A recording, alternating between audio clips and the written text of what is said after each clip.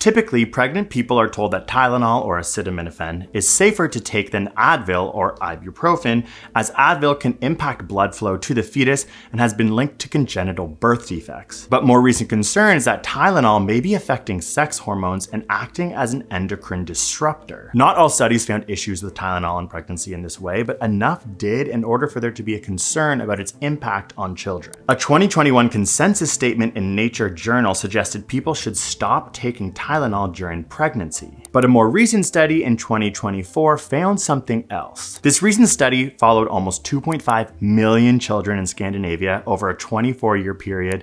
It looked at data on the parents, how much Tylenol they consumed, a lot of other information about their medical records, and this was all due to huge public records that are taken in Scandinavia. These studies did at first find that parents or mothers who were taking Tylenol, their kids had a 20 to 30% increased chance of having autism. But then they started to factor in other things that could be at play. For example, the age of the mom, which is also known to have an impact on causing autism. Accounting for age alone took the cause of autism from Tylenol down from 30% to 5%. This is because it has been found that the age of the parent does have an impact on the kid's chance of having autism. Right now in the US, 3.2% of kids have autism, but if your mother happens to be over the age of 40, that increases from 3.2% to 5.6%. A similar increase is also seen if the sperm is coming from a father who is over 40 years old. When age is factored in, the impact of Tylenol starts to decrease, and then the impact from Tylenol completely flatlines when you take into consideration genetics. Depending on the study, it has been found that autism has an inheritability of 70 to 90%,